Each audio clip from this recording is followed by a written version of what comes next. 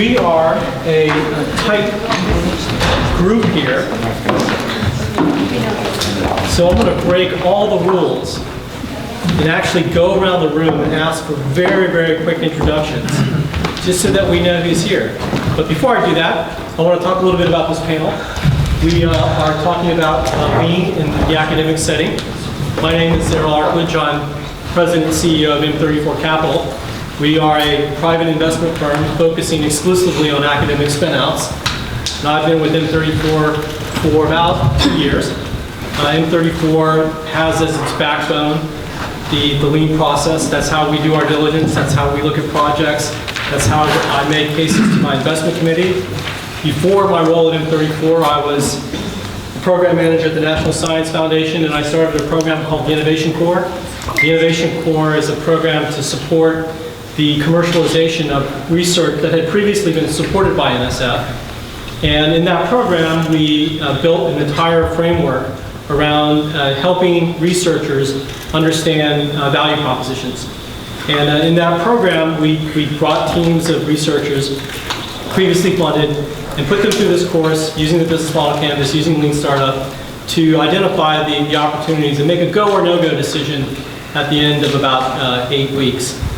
So that's my background. My experience with Lean is in that program primarily and at M34. And today's panel really is a panel about the analog between an academic institution and an enterprise. And we are very fortunate to have 3 members on the panel that each have different experiences. We have one who leads the effort. We have one who's developed the backbone that supports the process. And then we have one who is a result of the program through an academic institution. I'm going to let them introduce themselves to you in just a minute, but I'm going to do that after we go around the room because it's small enough. Just 15 seconds of who you are, where you're from, and what institution you're with. And I will start with Lucy. I'm Lucy. I'm from Minneapolis. I'm here with General Mills. I'm on the smaller innovation team, so I'm here to try to see if we could do lean better. Thank you. And when Lucy's regularly here, she rides her bike across the bridge. I do. I'm a cyclist. Please. I'm Clive Rowland. I run the University of Manchester and England's tech transfer activities and accelerator facilities. I'm trying to get all my colleagues to ditch half their projects, just concentrate on a few. They think I'm crazy, so if I go on the course and I go back and say it, then they won't think I'm crazy. We support you. Another Brit. So please. I'm Harry Althouse. I'm from NYU. I do marketing and communications for enterprise initiatives. Thank you. Hi everyone, my name is Steve Goffman. I'm in high school, so I'm a junior in high school, and I'm just interested in Lean Startup. Did you say you're a junior in high school? Yeah. Well, that's fine. Where do you go to school? That's why I'm here today. Wonderful. And to your parents, thank you. Yeah, Please. I am Ethan Harder. I am from Central Illinois. I am a sophomore in college. Also interested in Lean Startup, interested in making some changes at my university, interested in getting entrepreneurship into high schools in my area. Very good. Thank you. Brandy? Hey Errol, I'm Randy Nagel. I work at Georgia Tech. I work at the incubator there and have also worked with some of these folks on the NSF I-Corps program. Thank you, Brandy. Virginia? Hi, my name is Virginia and I'm with UC Berkeley and their executive ed arm that works around creating leadership development and training. My name is Andrew Krimstock. I'm with Launchpad Central. We are the software platform that's the backbone of the NSF program and also used by a number of the university programs that are here in this room. Our platform helps guide teams through the lean methodology and helps the instructors and leadership level view their projects in a portfolio setting. Thank you. My name is Casey Bulla. I am the customer success lead at Launchpad Central. And what he said. Helping, yeah, exactly what he said. Helping our customers make sure everything that they have all the tools they need to be successful in the customer discovery process. Thank you. Please. My name is Bobby Martin. I'm from Raleigh, North Carolina. I'm an entrepreneur there and I've written a book called The Hockey Stick Principles that comes out in April. And I occasionally speak at universities. So. Very good. Good luck with the book. Thank you. Please. Ian Brooks from Manchester, England, probably your next door neighbour's life. Use the startup methodology with tech startups. I'm just interested in actually looking over the next couple of days how the methodology can be used for non-tech startups. So Wonderful. academic entrepreneurship is one of those angles. Welcome. Please. I'm Jane Herndon with Flynn SBDC. I work focus on technology commercialization, and so I'm very interested in the ICOR model. Very good. Thank you. Please. Yeah, I'm Ed Ricker. I am a reformed serial entrepreneur. I teach lean startup at the Roosevelt Business School at Emory University, and also mentor at the Flashpoint program at Georgia Tech. Good. Thank you. Welcome. Please. I'm Jackson Truex. I'm a student at Purdue University, and I'm just working on an application for social groups on different college campuses. Very good. Welcome. Please. Yeah, I'm Michael Bassek from Germany, and I'm assistant professor under and this is how we're doing it here. Okay, so far you're the person who's come the furthest. Welcome. Please. Hi everyone, my name is Matt Megacy. I'm a graduate of Indiana University. But I work for State Farm and I work on the innovation team there. I'm Josh Samara. I'm also from State Farm and I work for research and development, focusing on claims. Cool. Please. Charlie Johnson, I'm instructor at Western Michigan University. Welcome. Please. I'm Jordan Musial. I'm a student of Barclays at Western Michigan University, so we're here. It's a learning experience. Very good. I'm Ashley Smith. I'm also a student of Barclays here at Western Michigan University. Are we going to keep the theme going? Yeah. Ruth Coleman.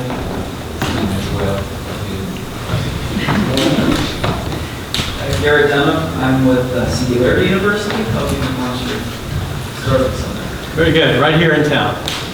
Born and raised in Silicon Valley. Nice. Not very far. Thank you. Please. I'm John Trump. I'm at the university and the CTO at Launchpad Central. All right. So thank you. I know that's sort of breaking the veil. We've got a really small panel. This is going to be a dynamic panel. We're going to go through very, very brief introductions. I'm going to set the stage with a couple of questions, and then we're just going to open it up. So it is as much energy as you can bring, is as much as we can deliver. So again, by first asking Frank to give us a little bit of overview of his background and his experience with Lean. It's relevant, I'm sure, to several people in the room. And yeah, please.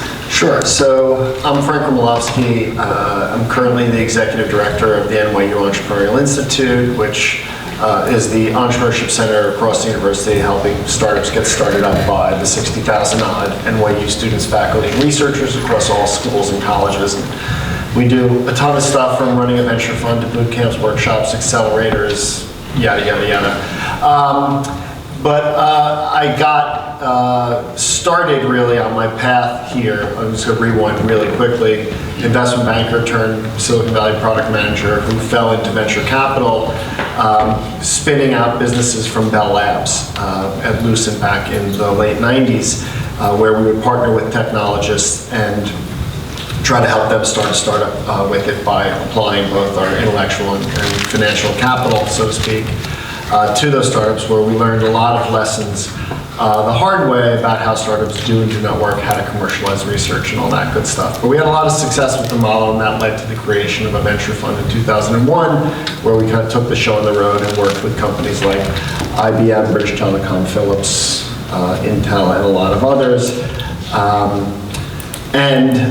Today, I run this organization within the university, and my introduction to Lean was really actually before I even joined NYU, when I started reading Steve Blank's work. And when I read about ICOR, I hunted Steve down and found out how we could become a part of that, because it just made so much sense given all the scar tissue I had formed in Bell Labs and all those, working with all those other large companies. And have since really, so I'm an instructor for the NSF ICOR program that Errol talked about. And so I got to know Brandy. And today we've actually integrated Lean into pretty much everything we do in NYU, from the way we teach, mentor, and coach students in the classroom and outside the classroom. So we can talk more about that later. Thank you, Frank. One of the themes of today's panel is the analog and the between an academic setting and a corporate setting, a corporate R&D setting, and supporting research getting out of the lab, and the similarities and differences. And I think that you'll see that we've got a great set of panelists to talk specifically on that. But I'm hopeful that as you start to hear the background of the people, that you'll be developing questions yourselves along those lines. What are the similarities? What are the distinct differences? Where can we, what can we learn from each of the corporate versus academic setting? And I'm now going to throw it over to Sophie. Hi everyone, my name is Sophie Lebret. Happy to have some of my people in the audience. I did my PhD at Brown in cognitive neuroscience, so I was interested in understanding how does the brain process visual information and how does what we see link to what we do and make choices and decisions. And I was very, very much a researcher. I finished my PhD and I did a postdoc at Carnegie Mellon, and at the time we had started to take more of a computational approach to this image processing, and I had a really distinct feeling that, you know, maybe this would be useful. We were able to predict the type of images that people would choose, and so I wanted to understand, you know, is there anybody out there in the world that really cares about that? I had no understanding of entrepreneurship. I hadn't been to business school, and I applied for the NSF I-Corps grant, and it was the second cohort that they had done, taught by Steve Blank and a number of other Silicon Valley VCs, and I really just threw myself into that process, and I'm sure that process will be, you know, we'll talk about that during the panel. That was back in 2013. So since then, we've learned a lot. We have multiple products in the market. I've raised multiple millions of dollars. We have a team based in San Francisco. We've served over 3 billion images. We work with some of the largest news organizations in the world. And yeah, happy to talk about that journey in more depth during this session. Thank you, Sophie. And I think that you can understand why we invited Sophie to be here today, because she represents the type of person and personality that those of you in the corporate world and in the academic world are going to touch on a regular basis. Namely, people with deep technical skills that are working on an R&D project that might have the potential to be a commercial product. And one of the things that we're going to be talking specifically with Sophie about is the learnings that she's had over the last 2 years and where she struggled and where she's excelled, to share with you the experience that she's had specifically in taking a project out of an academic lab, which in my experience looks a lot like taking something out of a corporate R&D lab. Now I'm going to hand it over to Kira. Good afternoon. I'm Kira Davis, and I'm the Director of Academic and Government Relations at Launchpad Central. Quick way of background of myself. I've been at Launchpad Central for the last 6 months, and I manage all of our universities. We have about 200 universities, 5 federal agencies, a handful of accelerators. We operate in 77 countries now. I was recently asked, but how many countries are there? There's 196 countries, so we are not yet in half of the world, but we're working on it. And so yeah, I feel really honored and blessed that I get to work with all these amazing institutions. Quick background, before Launchpad Central, I was at UCSF, where I was the program manager for their entrepreneurship center, and we ran a lean launchpad for life sciences and healthcare in 2013 and 2015, where I became or went deep with lean methodology, particularly in the healthcare sector. Before that, I started my own company in southern Chile that still operates now in a number of countries, and before that I was actually in government. So where I sit now, from inside a startup, working with startups, working with governments, and working with universities is actually a great synthesis of kind of my journey. Telling a little bit more of the story of Launchpad Central. So lean methodology was, taking root and taking off at Berkeley and Stanford, and eventually from the National Science Foundation, and they were tasked with how do we scale lean methodology? How do we bring this to more PIs all over the country and eventually all over the world? And at the time, their technology solution was literally WordPress. It was WordPress blogs plus uploaded PowerPoint slides with their business model canvas, little blogs about their interviews. They were trying to tie customer segments with their value propositions, and it was a mess. And it took a long time for an instructor to untangle what was going on in a particular team at a given moment. Never mind what was going on in their cohort. Who were the leaders, who were the laggards, where did people really need support? And never mind how things were going cohort over cohort. We've now developed a technology solution that supports teams in their customer discovery process, updating their business model canvas, so you can see how these insights work week over week over week, uploading their presentation so you can see the evolution of their thinking behind their interviews. From an instructor perspective, an instructor can look at a dashboard, get a quick look and see, oh, here are my top performers, and here's the guys that are really struggling right now. And for the ones that are really struggling, like, here are the resources that I have to levy to bring them up to make sure that they get the most out of this experience. And then, from a university or institution perspective, they can start to see how their cohorts are doing over time, which instructors are really bringing the teams to life, which mentors are offering the most value, and over time. Thank you. I want to interject here. So, one of the topics that just came up is the notion of a cohort versus sort of a one-off with specific teams. And I'm going to ask Frank to talk a little bit about the distinction between a cohort of teams going through versus how I would interact with a specific team that I wanted to engage with on a lean process. I think he's got a lot of experience in that particular area. Some of us move through in a cohort, some of us move through sort of with an asynchronous process. And the distinction between those two is meaningful. So Frank, can you just talk to us a little bit about your experience as the difference between a cohort and a single team? Yeah, and actually there's really two ways that we do cohorts too. Though they probably have more in common.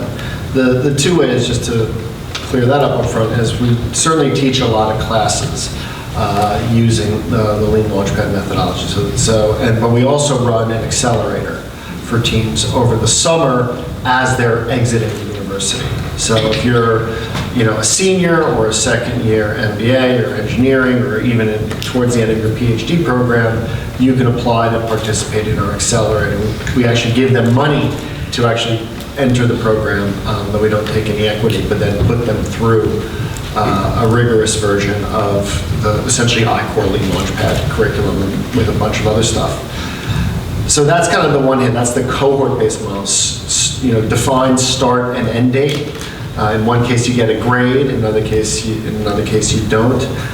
There are some other differences, but there's probably more in common there. The other is, we have teams that are not in a specific class.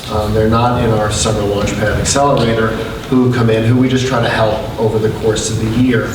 And now what we've started doing over the last year and a half or so is trying to use this approach and methodology, but doing it in a slightly less structured way, but that's equally rigorous. And where we will sit down with them, ask them to complete a business model canvas, and then use that as a tool to help assess where they are, where they're, help them identify where their riskiest assumptions are, how they're translating some of those assumptions into facts, and then measure their progress over time. And while we don't have, an interview target or count that they're expected to run, week to week, we do say, okay, before you come back, I want you to talk to X number of people, and then let's meet again when you've learned something.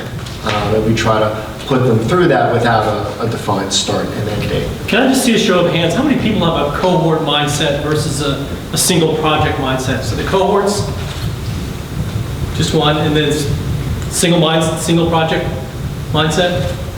Got it, okay. So it's really, there is a huge distinction between a cohort and a single mindset. And I just want to ask Sophie to speak very quickly about the peer-to-peer learning that takes place in a cohort mindset and the importance of the peer-to-peer learning in this particular process? Because I think it's important to capture that element. Sophie, can you share with us how big your cohort was and what the dynamic of the peer-to-peer stuff is? Yeah, so we were in a cohort of, I think, about 20 other teams. And remember, each team has 3 people in it for the I-course. So the entrepreneurial lead, likely to be the primary researcher, then the PI, who is more senior researcher, and the business mentor. So you've got 20 teams, but within that, you've got expertise from these different groups. So it's a very rich environment. The program was 3 months, and you start at the beginning, and I would say everybody is, certainly the researchers are all in the same boat, where they're very nervous, overwhelmed, no idea what's going on. And so you're really on that journey together, and part of the structure is that each week you have 3 hours where the teams present. And so if you listen carefully, you're having your own learnings, but you're also learning from other teams. And some people will move slightly faster, some people will move slightly slower. And even though people in our cohort were building everything from kind of robots to gels to, we were in the software space, a lot of the key learnings and principles translated across the different products and technologies. And so it was just really helpful to be able to learn not only from your own experience, from theirs, and then there's obviously the morale. And I've kept in touch still with other lead entrepreneurs in those teams, because it's not just the discovery, you're for the first time managing your team. So, how is my PI behaving? How's my business mentor behaving? And yeah, we've stayed in touch, and it's been great to see the other companies progress as well. Thanks. And I just want to add a little bit of color commentary around that. I use the lean process in my own practice as an investor, and I also am an instructor. And I can just share with you that a peer-to-peer environment makes the activity honestly so much more fun and so much more dynamic, that if you can bring peers to the table, the experience is much richer. And in my experience, it's also more successful. A one-on-one challenge is you need to bring a lot of energy to a team as an instructor. And Frank, I know that you've had specific experience with this. So, I mean, so I want to echo that. There's a lot of teams, whether they're students or faculty members or entrepreneurs outside of the university context, will almost by default naturally resist some of what we're teaching them, because they, as Sophie can understand, they fall in love with their idea or their product or their technology, and they just think someone should just write them a check, shut up, and let them get on with it already. And they're rarely right, but that's okay.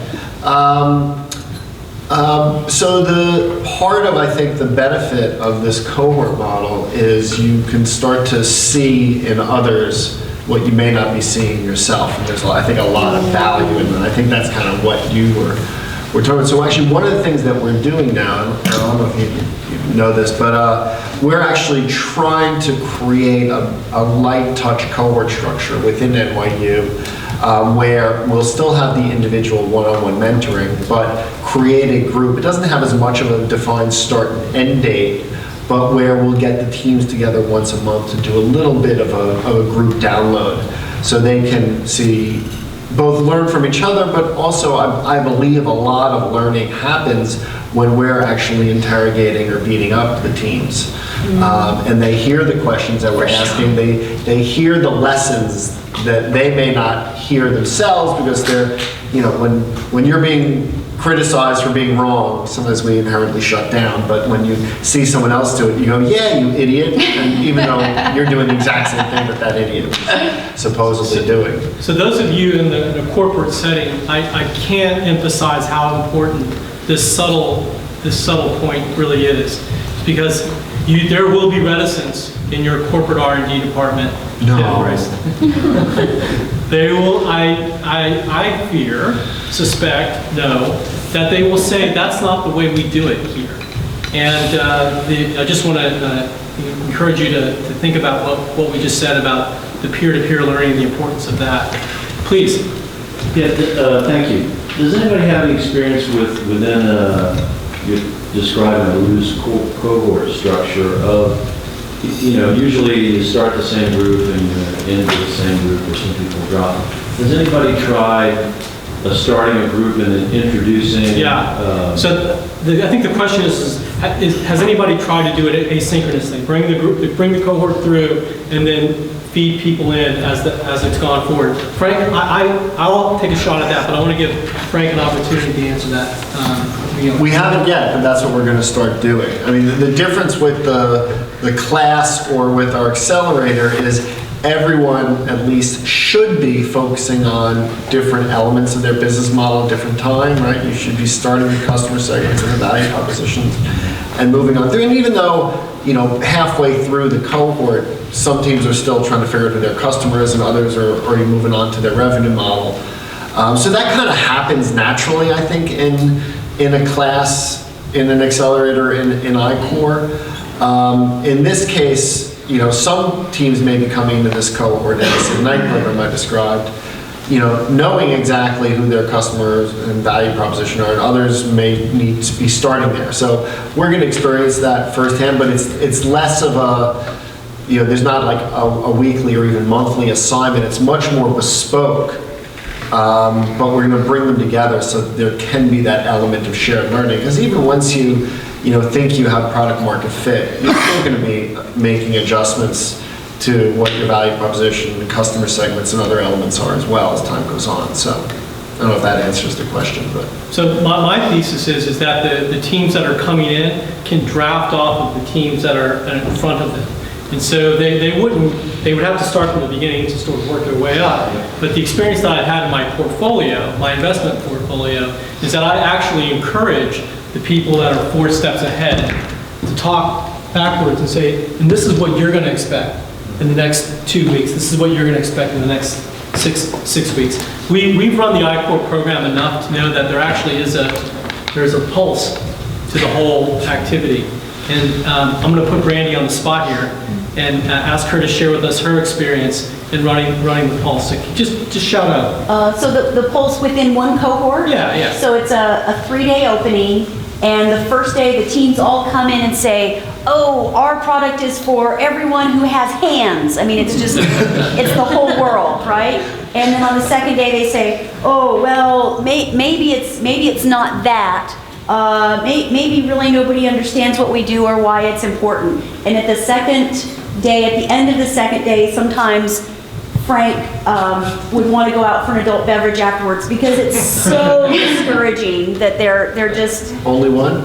Yeah, it's very messy, and I'm going to jump ahead, and then the end of a typical I-Core cohort, they're coming out and saying, God, I learned so much, and we're not ready to form a company yet, but now we know who we should be talking to, we know what we don't understand, and we've got an idea we need to go talk to another 120 customers before we figure it out.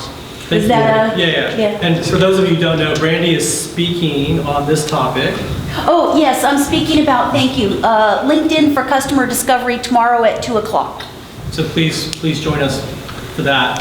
I just want to... Can I pile on to that? Because I think if this is what you're referring to, I always joke about where I'm going out for the most adult beverages is they kind of start out in all optimistic, and then they realize that they don't really know what they thought they know. It's very messy. It's very hard to synthesize all these different insights, and then they approach the trough of despair sometime between week 3 and 5. But the real power of the cohort model is twofold. One related to that, one different. One is that the end of the cohort becomes a forcing function and creates a sense of urgency to get their crap together. And they don't want to embarrass themselves on the lessons learned day. And it also forces them to kind of try to make sense of all the disparate pieces of information and insights that they've learned over time. So the end becomes a very powerful element of the cohort, and that's when they hit the slope of enlightenment. And every time that I've done this, and I'm sure Errol and Kira have seen this as well, is sometimes the teams that you thought were totally screwed in week 5 really rally in the last 2 weeks. It's always amazing. And we should really do pools to see who's going to I was one of those, and right? I can totally believe that. But the other benefit, kind of on a different point though, is I think the other benefit of the cohort model is particularly around the area of seeing the different types of MVPs that teams do. Because I can't always tell, well, first of all, you don't want to always tell them what to do, right? But they draw inspiration in lessons like, oh, I can do a landing page? I never thought about that, right? And even if I did tell them that, the fact that they saw someone else do it and learned something from it is incredibly powerful and motivating to them. So that's, I think, another added dimension of the benefit of having these cohorts, is that it's the learnings come in kind of unpredictable ways. And they're organic and dynamic. I want to ask Kira on this, before we switch topics to the lessons learned, which is the point that Frank brought up. I want to ask Kira to first describe to us how many cohorts she's been part of, or the platform has been part of, and then talk specifically about any common themes with respect to the cohort or lessons learned that you want to share with the audience. But first, tell us how many cohorts you've been part of. So Launchpad Central, we just crossed a big threshold. When was it, Casey? Like a couple weeks ago? 2 weeks ago? 2 weeks ago, we crossed the 1,000 cohort mark. To give you a sense of what a cohort is. Wow, that's a big deal. Yeah, that's a shitload. And you've only been part of 900 of them. Somebody's been holding on the other 100. So we've had something like 15,000 people who've been through our platform, 9,300 teams. Like I said, we operate in 77 countries, 200 universities. We're beginning to see data actually like at scale and learn from them. One of the more interesting insights that I just became aware of this morning is we have validated 25,000 hypotheses and we have invalidated 37,000 hypotheses. And the number that I think is really important is the 37,000 that have been invalidated. That these were assumptions about the way they thought that their technology or their service was going to get to market that they were sure was correct and turned out not to be correct. And through this methodology and being able to track their insights from customers and talk to people and being willing to be wrong and learn in front of other people, they learned that this wasn't the case. And that's really the value, because they would have taken these things to market and been wrong and wasted a lot of their own time and investor dollars.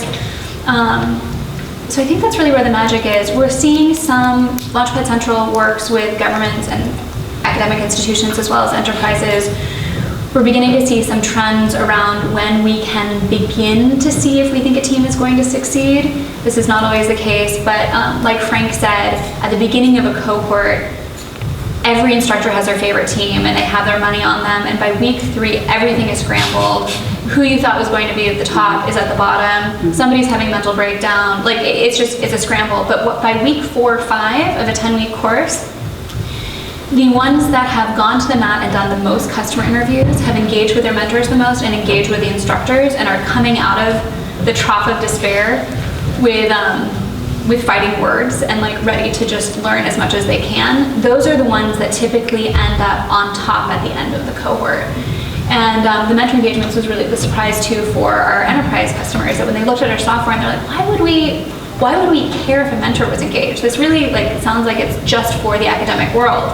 And what they're seeing in their own little petri dish is that the mentor engagements is the #1 key indicator for the success of a particular team. So a couple of takeaways there. One is that we have data that now says you are more wrong than you are right. It seems obvious, but it's powerful to be able to say that. And nobody believes that, obviously, coming in. You are more wrong than you are right. The second thing is that when we went through the cohorts at the beginning, I did some backtracking, and I said that team really performed well. What are the similarities about those specific teams? And it's impossible to overemphasize how important it is to, if you're going in a cohort program, to hit it hard on customer discovery at the beginning. And a lot of teams try to do it the exact opposite. They try to go slow at the beginning and get their sea legs and pick it up at the end. And that is, the data suggests that's the exact opposite way of doing it. And the reality is you hit it hard, you really learn a lot up front, and then you refine your search as you move through the process. And your refined customer discovery at week 5, 6, 8, 10 is that much better because you hit it hard at the beginning. It's almost a paradox, but it's something that's very Errol, could I actually ask Kira a question about this? Because I was just thinking about that 25,000, 37,000. Because I'm 90% sure, and you can hopefully correct me on this, that all those hypotheses were not generated at the beginning of the cohort. Many of them were generated after substantial customer interviews, and still 60% of them. You continue to be wrong. Yeah. Well, but it just goes to show you, and it's not a fault of the people. It's just the reality that what you believe of the market and the reality of the market are very different. Let's talk about that for a second. So I think the real power of the process is in the process of using the scientific method. But using the scientific method by itself isn't going to give you an insight. There are a lot of people who know the scientific method and perform it religiously who don't come away with deep insights into reality. And I'm just wondering if, Sophie, you can talk a little bit about the development, your aha moments and the insights that you developed, and what was it about the context that allowed you to have that light bulb moment that many of us never get in spite of using the process? I'm still waiting. Yeah, right.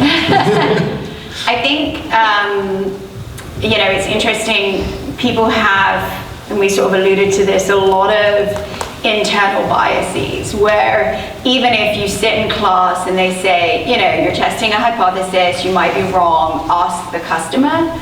I think that A, there's ways to ask the question, B, there's ways to listen. So if I had, for example, just to give some context, I went in thinking that I would do a service for marketers to help them pick better package design, and I ended up with an automated product that scanned through videos, selected the thumbnail to represent the video to basically drive mass ad revenue online.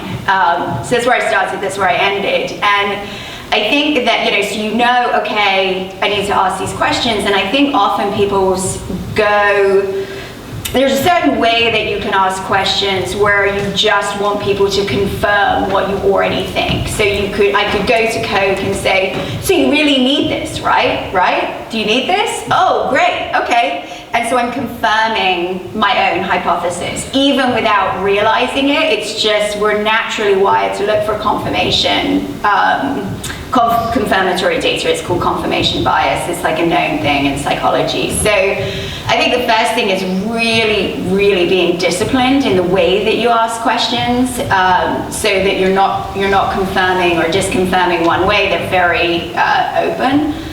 I think the second thing is you're learning these methods, and it's kind of textbook, you're in class, they're like, you ask the customer, but then you get out in the real world and it doesn't work like that. Sometimes a customer is not going to always sit you down and say, oh, here's my pain point, can you solve it? You've got to be really, really intuitive in terms of decoding what they're saying, and sometimes it's very, very subtle, and I think potentially you can miss it. I think, part of it also is trusting, I don't want to say this because I know it's supposed to be data-driven, but I can tell you when I went back to my teachers and said, hey, I think that there's a real opportunity around video thumbnails. This was 3 years ago. Nobody even knew what a thumbnail was, and everybody was like, you're insane. And so part of it is having the conviction, once you've had that aha moment, to really do the diligence in terms of, okay, so for us it happened at YouTube. I thought I was doing, like I said, I thought we wanted to do package design and product design, and there's an element of serendipity that I was at a CMU alumni event at Google, and I had been talking about the IQUIL program and what we were doing. the next day I was actually done with the ICOR program. I was with my husband. We were driving up to Tahoe to go skiing, and somebody called on my cell phone and said, hey, we're from YouTube. Is there any chance that you could come by? We've got some questions. We see an application. And I was like, this is crazy. Like, did you turn the car around? Yeah. You turned I did, because I was like, in my mind I was like, what on earth do they want? I'm in package design. And so here is this sort of moment where I could have just shut down to that and said, oh no, my customers that I'm looking for in marketing and YouTube's in video, so that doesn't count. But I was like, okay, sure. And I remember YouTube is opposite Walmart Labs in San Bruno, and I remember thinking, God, I wish I was going to Walmart. But I went in, and it I'm going to interrupt because I want to get to a couple more points and then we're going to open up for Q&A. Okay. So the first thing that I wanted to say is that talking to humans is actually a really challenging activity when you're in the scientific mindset. And humans are the toughest subjects known to man. Frank is going to be giving a talk at 3:30 in this room. For those of you, Frank is an author of a book called Talking to Humans. Can you share with us just a little bit about what you're going to say as the preamble for at 3:30? Well, we talk about the kind of the softer side of how you actually put this kind of the scientific method into practice to get those insights, those aha moments out of people. Because your subjects, they lie to you, not knowing that they're lying to you. They obfuscate, not knowing that they're obfuscating. And they're just, humans are very, very difficult. I would almost argue that the interviewer is the bigger problem than the subject. Which I think Sophie just admitted, right? You have your own confirmation biases. And you also, Okay, please, let's open up the questions. We'll start right there, please. Question about the scientific method. How do you propose overcoming internal biases that people have in a customer discovery or a one-on-one interview? Do you suggest? So Frank, can you repeat the question for everybody in the room and then take a stab at that? I'm not sure I understood the question. I can probably answer that question if you want. Please repeat it first, Sophie. The question is, how do you kind of overcome these biases in a customer interview? So one of the things, and Frank, you probably have some good ideas on this, but what we do is if you write the questions ahead of time, it really helps you. If there's two people there, it helps because you can kind of police each other to make sure you're not going down a rabbit hole. Sorry. I'm kidding. Go ahead. No, keep going. Let's go, Kira, let's give you a stab at that. So how do you overcome confirmation bias? I mean, it's exactly the things that have already been said, right? Like write down your questions beforehand. The thing that we have to emphasize in both the academic setting and the government setting and the enterprise setting is that you can't start with selling. You have to start with learning, and what you're learning is actually nothing to do with your product, but it's how they're currently solving the problem that you think that you're going to solve without telling them anything about what you're doing.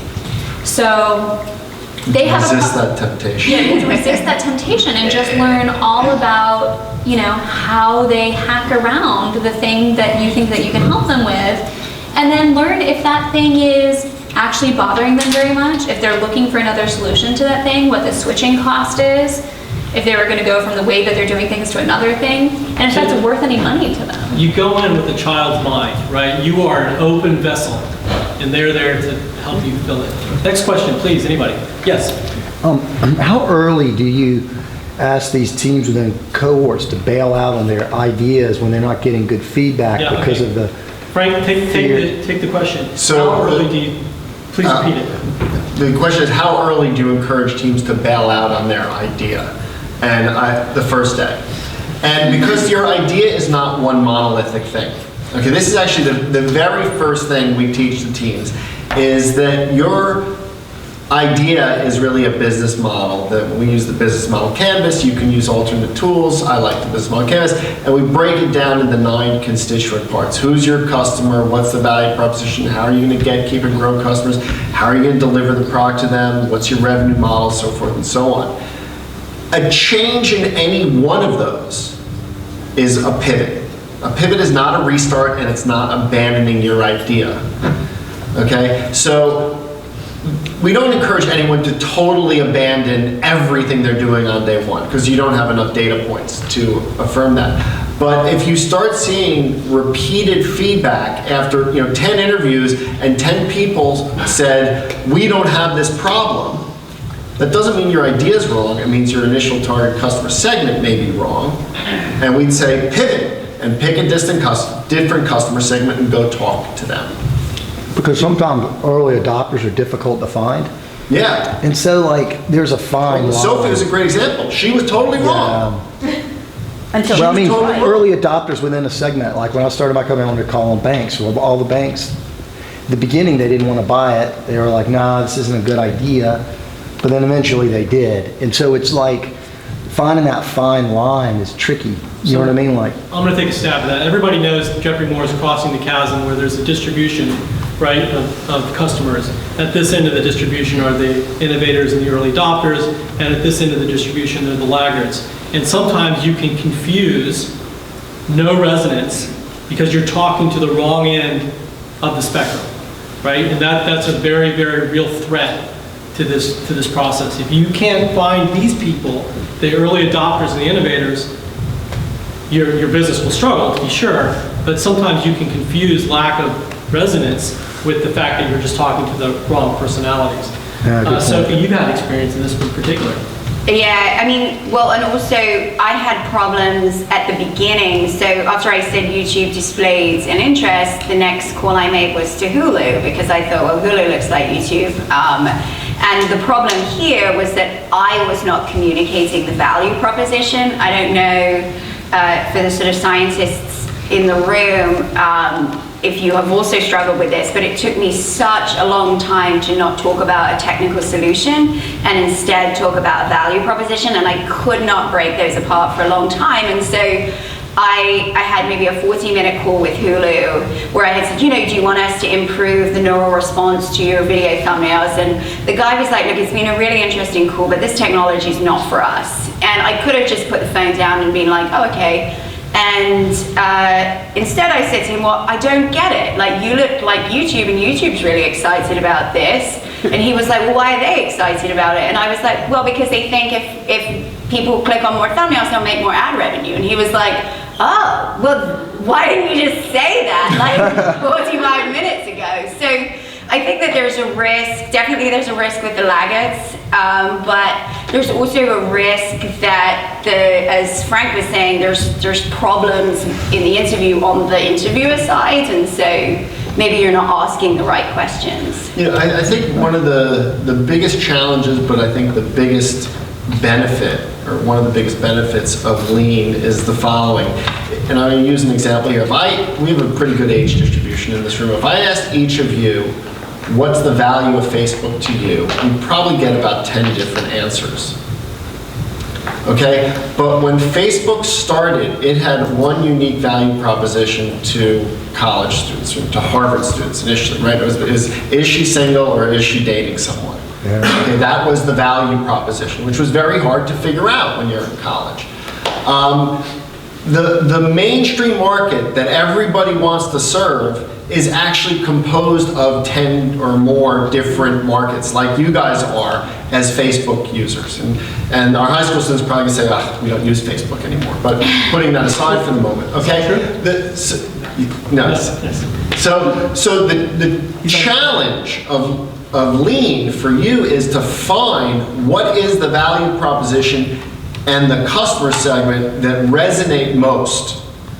That's your initial target customer, and that's your initial value proposition, and that's all you should focus on to start, and then build from there.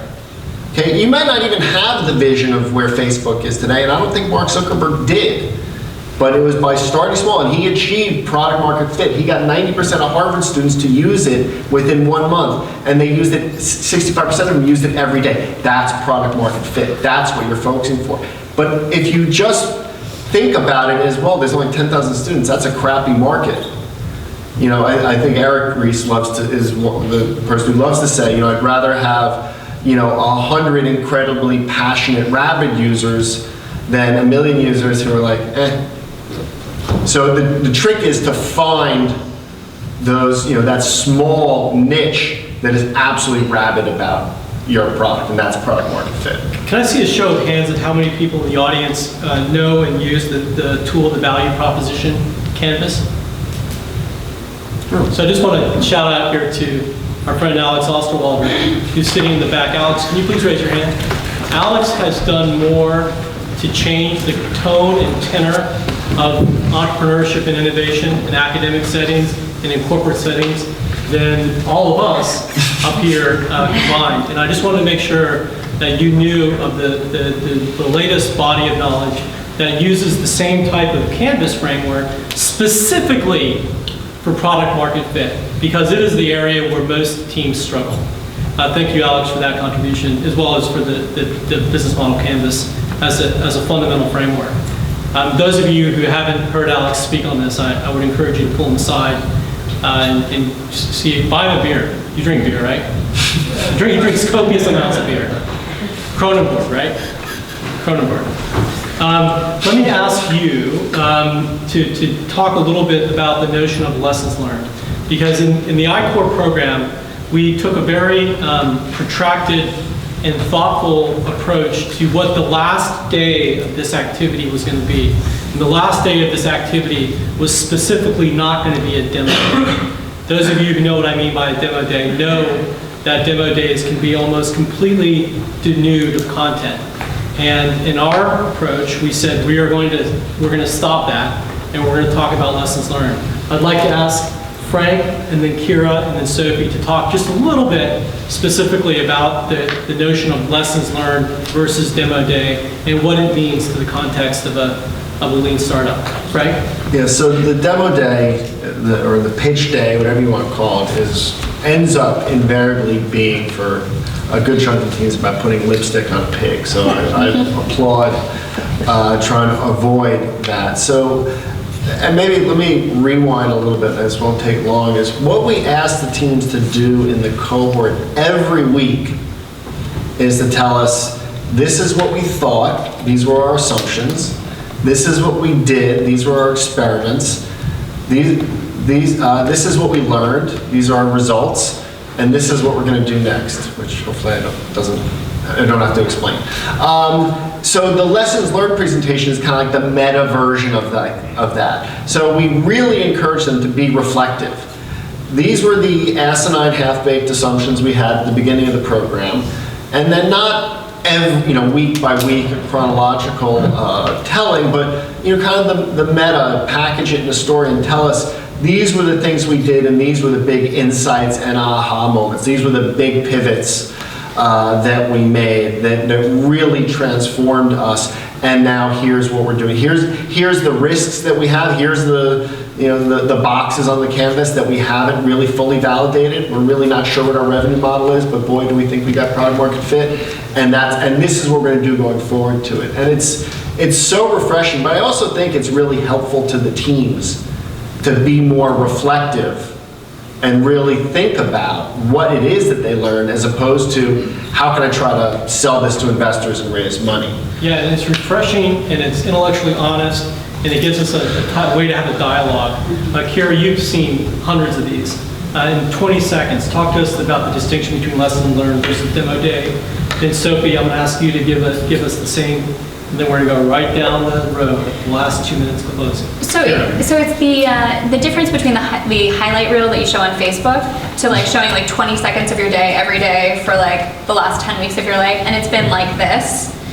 And there is a lot of intellectual honesty in that, and it isn't until that point where they're creating the video and they're creating the slides and they're saying, we were hell-bent that our market was here, and we absolutely knew it, and nobody believed us, but we knew it, and then we learned we were wrong, and that was really hard. And we didn't know what to do for a couple days. And then we learned that it was actually these guys over here that were a much bigger market, that had a much larger pain point, and our solution fit better.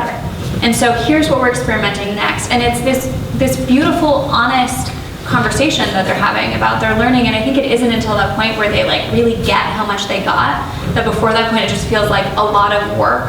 In this course, they're doing 10 interviews a week, doing these presentations, have copious amounts of class time and office hours, and they're stressed out and they can't see the forest from the trees. And then it's in this moment that they get to take the 30,000 foot and see how far they've come. Thanks, Kira. So, Yeah, I couldn't say it better than what Kira said. I think it's brutal going through it, and then when it's incredibly rewarding as a team at the end to be able to sort of highlight the entire process. Okay. So can I add one thing, Aaron? Yeah, please. You know, one of the really, I think, interesting constructs of iCore is at the very end of the program, we ask all the teams to say, are you a go or a no-go? Meaning, are you going to launch a startup at some point in the future? It doesn't have to be tomorrow. But is your intent, your plan, to say go or not? And kind of one of the mantras we have is that a well-informed no-go is much better than a misinformed go. And that's really hard for the teams to wrap their head around because they're there and the NSF is there and everyone's watching them and they think that, well, they should just say go no matter what. And we will actually, the teaching team will stand up and give a standing ovation to a really well-informed no-go. And it's really great to see because there's no there, right? They invalidated all of their hypotheses. Which, I mean, doesn't all, or not, maybe not all of them, but you know, the market's too small, or there's a lot more competition out there, or the value proposition didn't resonate, or the economics just don't make sense, whatever it is something that we really try to encourage teams to do. And they really are usually very nervous. They think that they're going to be chastised for saying no-go. But if it's well-informed, we actually applaud that. Yeah, we celebrate it. So we are now at the end of our time. I'm going to ask each of the panelists to give a 30-second parting words to you, starting with Sophie. I think, you know, what you should probably encourage your teams, or if it's you yourself, is that these are systems and frameworks that you're using, and it's not that you have an aha moment, you make a go decision, and then you abandon everything that you've learned. You know, we have used the same rigor that we learn in terms of customer discovery, value proposition, canvas, business model canvas, for every single new feature and new product that we have launched in the market. Thank you. And that's why customers buy them, because they've asked for them. Kira, you're up. So, to quote the great Brandy Nagel, we were talking about last night, and this the great Brandy Nagel, who's done 60 Cohorts. We were talking about entrepreneurship education, and she's like, you know, if you're not teaching lean inside an entrepreneurship education, you're really committing malpractice. That this is the like standard industry for the field. And while we can't guarantee that if you put your students or a cohort of students or a group within your enterprise that they will necessarily produce the next Facebook, we can help you fail less, and we can help you fail less by a lot. Or fail quicker. Or fail quicker. Well, and those 37,000 invalidated hypotheses that created so much more efficiency with other products getting to the market faster, with fewer resources and with less time, because really the most valuable thing that we have is our time and our energy and our contributions, and we think that we can make this process less painful and more fruitful. So that's why we're here. Frank, bring us home. So the last thing I'll say, I'll try to depart from that. For the folks who are educators or in a corporate setting, you know, one of the terms that's used to describe lean is experiential learning. And I'd encourage you to eat that dog food from the standpoint of, while yes, you can hire a consulting firm or Steve or Eric or someone to teach you how to do this, there's no substitute for doing it yourself, and that can mean observing or participating in someone else's cohort. That's how I learned. That's when I first met Brandy and Errol. And I'd encourage you to find a way to put yourself, if you're going to, you know, try to put this in your organization or your university, to do it firsthand. There's a lot of lessons learned, pardon the pun, that you only get by doing. All right. Please join me in thanking the panel.